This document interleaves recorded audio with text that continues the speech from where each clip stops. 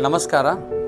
ನನ್ನ ಎಲ್ಲ ಪ್ರೀತಿಯ ಪಾಲಕರಿಗೂ ಹಾಗೂ ಮುದ್ದು ವಿದ್ಯಾರ್ಥಿಗಳಿಗೆ ನಮ್ಮ ಚಾಲುಕ್ಯ ಡ್ರೀಮ್ಸ್ ಅಕಾಡೆಮಿ ವತಿಯಿಂದ ಮತ್ತೊಂದು ವಿಷಯವನ್ನು ನಾವು ತರ್ತಾ ಇದ್ದೀವಿ.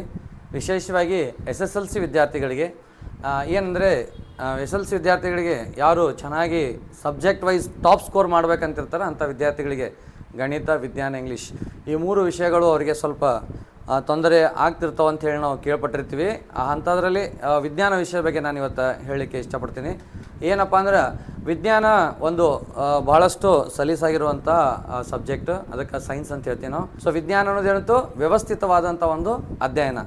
ವಿಜ್ಞಾನದಲ್ಲಿ ಬಯಾಲಜಿ, ಫಿಸಿಕ್ಸ್, ಕೆಮಿಸ್ಟ್ರಿ, ಜೀವಶಾಸ್ತ್ರ, ಭೌತಶಾಸ್ತ್ರ, ರಸಾಯನಶಾಸ್ತ್ರ, ನಾವು ಯಾವುದೇ ಒಂದು ವಿಷಯವನ್ನು ಸಂಪೂರ್ಣವಾಗಿ ನಾವು 100ಕ್ಕೆ 100 ಅಂಕಗಳ ಪಡೆದುಕೊಳ್ಬೇಕಿತ್ತಂದ್ರೆ ಆ ಪಾಠದ ಒಂದು ಬ್ಲೂ ಪ್ರಿಂಟ್ ಬಹಳಷ್ಟು ಪ್ರಮುಖವಾದಂಥದ್ದು. ಸೊ ಹಾಗಾಗಿ ವಿಜ್ಞಾನ ವಿಷಯಕ್ಕೆ ಸಂಬಂಧಪಟ್ಟಂಥ ಪ್ರತಿಯೊಂದು ಪಾಠಕ್ಕೆ ಯಾವ ಯಾವ ಅಂಕಗಳಿರ್ತಾವೆ ಅಂದರೆ ನಾವು ವಿಜ್ಞಾನವನ್ನು 80 ಅಂಕಕ್ಕೆ ಬರಿತೇವೆ ನಾವು SSLC. ಇನ್ನು 20 ಮಾರ್ಕ್ಸ್ ಇರ್ತಲ್ಲ ನಿಮಗೆ ಇಂಟರ್ನಲ್ ಮಾರ್ಕ್ಸ್ ಅಂತ ಇರ್ತದೆ. ಸೊ ಹಾಗಾಗಿ ಇವೆರಡನ್ನು ಕೌಂಟ್ ಮಾಡಿ ನಾವು 100 ಮಾರ್ಕ್ಸಿಗೆ ಕೌಂಟ್ ಮಾಡ್ತೀವಿ. ಸೊ ನೀವು ಇಂಟರ್ನಲ್ಲಿ 20ಕ್ಕೆ 20 ಅಂದ್ರೆ 80 ಮಾರ್ಕ್ಸಿಗೆ ನೀವು ಥಿಯರಿ ತೊಗೋಬೇಕಾಕೈತಿ. ಸೊ 80 ಮಾರ್ಕ್ಸಿಗೆ ನೀವು ಥಿಯರಿ ತೊಗೋಬೇಕಾದ್ರೆ ಈ 3 ಭಾಗದಲ್ಲಿ ಸುಮಾರು ನಿಮಗೆ 16 ಲೆಸನ್ಸ್ಗಳು ಬರ್ತವೆ. SSLCಯಲ್ಲಿ ಎಷ್ಟು 16 ಲೆಸನ್ಸ್ಗಳು ಬರ್ತವೆ. ಹಾಗಾಗಿ ಪ್ರತಿಯೊಂದು ಒಂದೊಂದು ಪಾಠದ ವಿಷಯಕ್ಕೆ ಸಂಬಂಧಪಟ್ಟಂತೆ ನಿಮಗೆ ನಾನು ಏನಪ್ಪ ಅಂದರೆ ಮಾರ್ಕ್ಸ್ ಯಾವ ರೀತಿ ಡಿವೈಡ್ ಅದ ಅಂತ ಹೇಳ್ತೀನಿ. ಸೊ ಹೀಗಾಗಿ ಈಗ ನಾವು ಒಂದು ಚಾಪ್ಟರ್ ವೈಸ್ ನೋಡ್ತಾ ಹೋದರೆ ಈಗ ವಿಜ್ಞಾನ ವಿಷಯಕ್ಕೆ ಬರುವಂಥ ಪ್ರತಿಯೊಂದು ಭಾಗಕ್ಕೆ ನಾವು ಚಾಪ್ಟರ್ ವೈಸ್ ನೋಡ್ತಾ ಹೋದರೆ ನಾನು ಹೈಯೆಸ್ಟ್ ಮಾರ್ಕ್ಸ್ದಿಂದ ತೊಗೋತೀನಿ. ಸೊ ಹೈಯೆಸ್ಟ್ ಮಾರ್ಕ್ಸ್ದಿಂದ ಈಗ ನಾವು ಎಲೆಕ್ಟ್ರಿಸಿಟಿ ಅಂತ ಬರ್ತದೆ, ಭೌತಶಾಸ್ತ್ರಕ್ಕೆ ಸಂಬಂಧಪಟ್ಟದ ಎಲೆಕ್ಟ್ರಿಸಿಟಿ. ಈ ಎಲೆಕ್ಟ್ರಿಸಿಟಿ ಚಾಪ್ಟರ್ನಲ್ಲಿ ಸುಮಾರು 7 ಅಂಕದ ಮಾರ್ಕ್ಸ್ಗಳು ಅಂದರೆ 7 ಅಂಕದ ಏನಂತೆ ಪ್ರಶ್ನೆಗಳನ್ನು ನಿಮಗೆ ಕೇಳ್ತಾರೆ. ಅದಾದಮೇಲೆ light refraction and rare fraction ಅಂತ ಬರ್ತದೆ. ಸೊ ಬೆಳಕು, ಪ್ರತಿಫಲನ ಮತ್ತು ವಕ್ರೀಭವನ ಅಂತೇಳಿ. ಸೊ ಬೆಳಕಿನ ವಕ್ರೀಭವನ ಮತ್ತು ಪ್ರತಿಫಲನ ಅಂತ ಬರ್ತದೆ. ಇದರಲ್ಲಿ 7 ಅಂಕ ಬರ್ತದೆ. ಸೊ ಆಗಲೇ ಹೇಳಿದ್ದು ನಿಮಗೆ ಎಲೆಕ್ಟ್ರಿಸಿಟಿ ಮತ್ತು ಈ ಲೈಟ್ ಚಾಪ್ಟರ್ ಇವೆರಡಕ್ಕೂ 7 ಅಂಕಗಳು ಅಂದರೆ ಹೈಯೆಸ್ಟ್ ಮಾರ್ಕ್ಸ್ ಬರುವಂಥ ಚಾಪ್ಟರ್ಸು. ನೆಕ್ಸ್ಟ್ ಬರುವಂಥದ್ದು ಆ್ಯಸಿಡ್, ಬೇಸ್ ಆ್ಯಂಡ್ ಸಾಲ್ಟ್ ಅಂದರೆ ಆಮ್ಲಗಳು, ಪ್ರತ್ಯಾಮ್ಲಗಳು ಮತ್ತು ಲವಣಗಳು. ಆ್ಯಸಿಡ್, ಬೇಸ್, ಸಾಲ್ಟ್ ಇದು ನಿಮಗೆ 6 ಅಂಕಕ್ಕೆ ಬರುವಂತಹ ಪ್ರಶ್ನೆಗಳನ್ನು ಕೇಳ್ತಾರೆ. ಅದಾದ ಮೇಲೆ metal and non metals, metal and non metals ಲೋಹಗಳು ಮತ್ತು ಅಲೋಹಗಳು ಇದು ಕೂಡ 6 ಅಂಕಕ್ಕೆ ಬರ್ತದೆ. ಇದರ ಜೊತೆಯಾಗಿ ವಿಜ್ಞಾನದಲ್ಲಿ ಬಯಾಲಜಿ ವಿಷಯದಲ್ಲಿ ಲೈಫ್ ಪ್ರೊಸೆಸ್, ಸೊ ಜೀವಕ್ರಿಯೆಗಳು ಇದು ಕೂಡ 6 ಅಂಕಕ್ಕೆ ಬರ್ತದೆ. ಇದರ ಜೊತೆಗೆ ಫಿಸಿಕ್ಸಿಗೆ ಸಂಬಂಧಪಟ್ಟದ್ದು ಬರುವಂಥ chapters magnetic effect and electric current ಅಂದರೆ ವಿದ್ಯುತ್ ಪ್ರವಾಹದ ಕಾಂತೀಯ ಪರಿಣಾಮ ಇದು ಕೂಡ 6 ಮಾರ್ಕ್ಸಿಗೆ. ಸೊ ವಿದ್ಯುತ್ ಕಾಂತೀಯ ಪರಿಣಾಮ 6 ಅಂಕಕ್ಕೆ ಈ ಚಾಪ್ಟ್ರಲ್ಲಿ ಪ್ರಶ್ನೆಗಳನ್ನು ಕೇಳಾಗ್ತದೆ. ಅದರ ಜೊತೆಗೆ ಮತ್ತೆ ಕೆಮಿಸ್ಟ್ರಿ ಬಂದಾಗ so carbon and it's compounds, carbon ಮತ್ತು ಅದರ ಸಂಯುಕ್ತಗಳು ಇದು ಕೂಡ 6 ಅಂಕಕ್ಕೆ ಕೇಳುವಂತಹ ಪ್ರಶ್ನೆಗಳು. ಇದರಲ್ಲಿ 6 ಅಂಕಕ್ಕೆ ಪ್ರಶ್ನೆಯನ್ನು ಕೇಳಾಗ್ತದೆ. ಅದಾದಮೇಲೆ ಬಯಾಲಜಿ ಸಂಬಂಧಪಟ್ಟಂಥ ವಿಷಯ ಏನಪ್ಪ ಅಂದ್ರೆ ಹೆರಿಡಿಟಿ ಆ್ಯಂಡ್ ಎವಲ್ಯೂಷನ್, ಸೊ ಆನುವಂಶೀಯತೆ ಮತ್ತು ಜೀವ ವಿಕಾಸ ಇದು ಕೂಡ 6 ಅಂಕಕ್ಕೆ ಬರ್ತದೆ.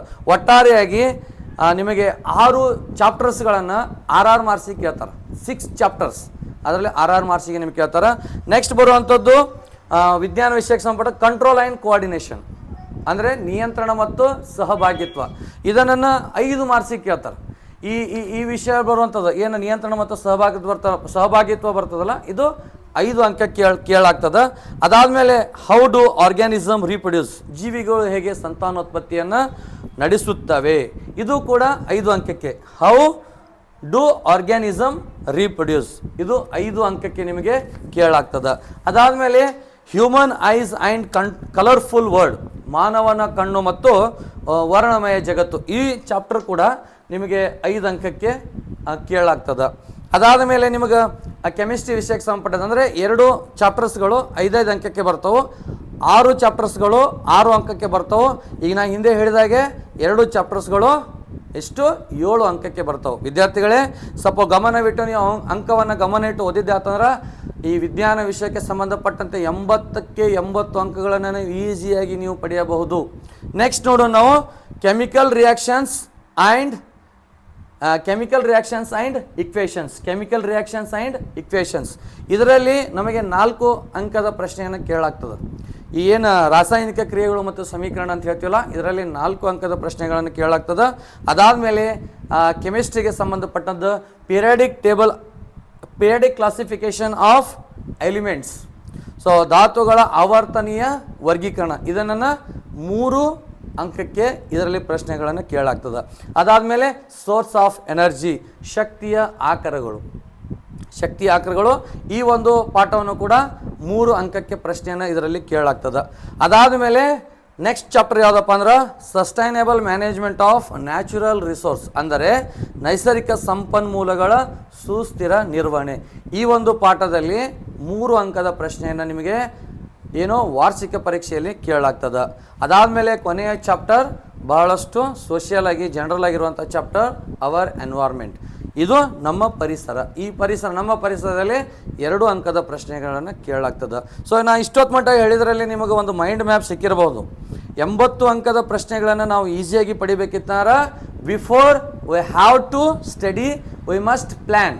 ಸೊ ನಾವು ಒಂದು ರೂಪರೇಷೆಗಳನ್ನು ತಯಾರು ಮಾಡ್ಕೋಬೇಕು.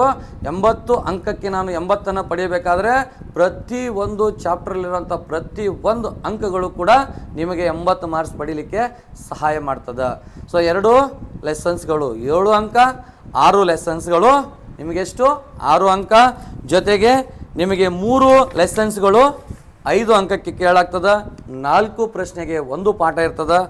3 ಅಂಕಕ್ಕೆ 3 ಪಾಠಗಳಿರ್ತವೆ. ಕೊನೆಯದಾಗಿ ನಮ್ಮ ಪರಿಸರ 2 ಅಂಕಕ್ಕೆ 1 ಚಾಪ್ಟರ್ ಇರ್ತದೆ.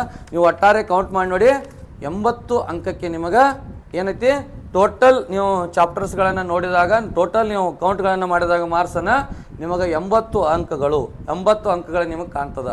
ಸೊ ನೀವು 80ಕ್ಕೆ 80 ಯಾರನ್ನ ಸೈನ್ಸಿಗೆ ಟಾಪ್ ಮಾಡ್ಬೇಕಂತೀರಿ, ಇದೇ ಒಂದು ಪ್ಯಾಟ್ರನ್ನಲ್ಲಿ ನೀವು ಓದಿದ್ದಾತಂದ್ರೆ ಸಕ್ಸಸ್ ಅನ್ನೋದು ನಿಮಗೆ ಕಟ್ಟಿಟ್ಟ ಬುತ್ತಿ.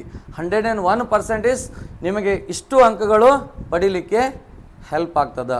ಹಾಗಾಗಿ ನಾನು ಈ ಒಂದು ವಿಡಿಯೋ ಮುಖಾಂತರ ನಿಮಗೆ ಹೇಳೋದಿಷ್ಟ, ಯಾರು ವಿಜ್ಞಾನದಲ್ಲಿ 2025ರಲ್ಲಿ ನಾನು 100/100 ಸೈನ್ಸ್ ತೊಗೋತೀನಿ ಅನ್ನೋಂಥ ವಿದ್ಯಾರ್ಥಿಗಳು ಯಾರು ಅದಿರಿ, ಅಂಥ ವಿದ್ಯಾರ್ಥಿಗಳಿಗೆ ಈ ವಿಡಿಯೋ ಮುಖಾಂತರ ನಾನು ಹೇಳುವಂಥ ಸಂದೇಶ ಒಂದೇ ಏನಪ್ಪ ಅಂದ್ರೆ, ವಿಜ್ಞಾನ ವಿಷಯವನ್ನು ನಾವು 100ಕ್ಕೆ 100 ಪಡೆಯಬಹುದು, ಇದು ಸಾಧ್ಯ ಅದ. ಎರಡನೆಯದು, ನೀವು ಓದುವಂಥ ವಿಧಾನ ಪರ್ಫೆಕ್ಟಾಗಿ ಪ್ಯಾಟರ್ನ್ ವೈಸ್ ನೀವು ಮಾಡ್ಕೊಂಡಾತಪ್ಪ ಅಂದ್ರೆ 80ಕ್ಕೆ 80 ಅಂಕಗಳನ್ನು ಈಸಿಯಾಗಿ ನೀವು ಪಡಿಬೋದು. ಹಾಗಾಗಿ ಈ ಚಾಪ್ಟರ್ ವೈಸ್ ಯಾವ್ಯಾವ ರೀತಿಯಾಗಿ ಪ್ರಶ್ನೆಗಳು ಬರ್ತಾವೆ ಅನ್ನೋದನ್ನು ನಾನು ನೆಕ್ಸ್ಟ್ ವಿಡಿಯೋದಲ್ಲಿ ನಿಮಗೆ ಕ್ಲಿಯರಾಗಿ ಹೇಳ್ತೀನಿ. ಈಗ ನಾನು ಹೇಳಿದ್ದು ಬಯಾಲಜಿ ಮತ್ತು ಫಿಸಿಕ್ಸ್ ಕೆಮಿಸ್ಟ್ರಿಗೆ ಸಂಬಂಧಪಟ್ಟ 3 ಭಾಗದಲ್ಲಿ 80 ಮಾರ್ಕ್ಸ್ಗಳನ್ನು ಯಾವ ರೀತಿ ಡಿವೈಡ್ ಆಗಿ ಅನ್ನೋದ್ರ ಬಗ್ಗೆ ನಾನು ನಿಮಗೆ ಎಕ್ಸ್ಪ್ಲೇನ್ ಮಾಡಿದ್ದೀನಿ. ನೆಕ್ಸ್ಟ್ ವಿಡಿಯೋದಲ್ಲಿ ನಿಮಗೆ ಮುಂದಿನ ವಿಡಿಯೋದಲ್ಲಿ ಏನು ಮಾಡ್ತೀನಪ್ಪ ಅಂದರೆ, ಪ್ರತಿಯೊಂದು ಈ ಫಿಸಿಕ್ಸಲ್ಲಿ ಏನು ಮಾರ್ಕ್ಸ್ಗಳು ಬರ್ತಾವಲ್ಲ ಆ ಪಾಠದಲ್ಲಿ ಯಾವ ರೀತಿ ಪ್ರಶ್ನೆಗಳನ್ನು ಓದಬೇಕು, ಟಾಪ್ ಸ್ಕೋರ್ ಹೆಂಗೆ ಮಾಡೋದು, ಆಮೇಲೆ ಬಯಾಲಜಿಯಲ್ಲಿ, ಆಮೇಲೆ ಡೈಗ್ರಾಮ್ಸ್ ಬಗ್ಗೆ ನಿಮ್ಗೆ ಯಾವ ರೀತಿ ಇನ್ಫಾರ್ಮೇಷನ್ ಕೊಡಬೇಕು ಅಂತ ಮುಂದಿನ ವಿಡಿಯೋದಲ್ಲಿ ಹೇಳ್ತೀನಿ. ಅಲ್ಲಿವರೆಗೆ ನೀವು ಈಗೇನು ಹೇಳಿದಲ್ಲ ವಿಷಯಗಳು, ಇವುಗಳನ್ನೆಲ್ಲ ಒಂದು ಕಡೆ ಬರೆದು ನೀವು ಏನು ಓದ್ತಿರಲ್ಲ ಆ ಸ್ಟಡಿ ರೂಮ್ ಅಂತೇಳಿ ಹಚ್ಕೊಂಡು ಪದೇ ಅವುಗಳನ್ನು ನೋಡಿರಿ. ಆಮೇಲೆ ಎಲ್ಲ ಚಾಪ್ಟರ್ಸ್ಗಳನ್ನು ದಯವಿಟ್ಟು ಎಲ್ಲರೂ ಗಮನವಿಟ್ಟು ಓದಿ, ಅವಕ್ಕೆ ಸಂಬಂಧಪಟ್ಟ ಮಾರ್ಕ್ಸ್ಗಳನ್ನು ನೀವು ಗಮನದಲ್ಲಿಟ್ಟುಕೊಂಡು ಓದಿದ್ದೆ ಆತಂದ್ರೆ 100% ನಿಮಗೆ ಸಕ್ಸಸ್ ಕಟ್ಟಿಟ್ಟ ಬುತ್ತಿ. ಈ ವಿಡಿಯೋವನ್ನು ಇಲ್ಲಿಗೆ ಕೊನೆ ಮಾಡ್ತಾ ಇದ್ದೀನಿ. ಎಲ್ಲ ವಿದ್ಯಾರ್ಥಿಗಳಿಗೆ ಮತ್ತೆ ಮುಂದೊಂದು ವಿಡಿಯೋದೊಂದಿಗೆ ಸಿಗುವಂತ ಹೇಳ್ತಾ ಎಲ್ಲರಿಗೂ ಜೈ ಹಿಂದ್, ಜೈ ಕರ್ನಾಟಕ, ವಂದೇ ಮಾತರಂ.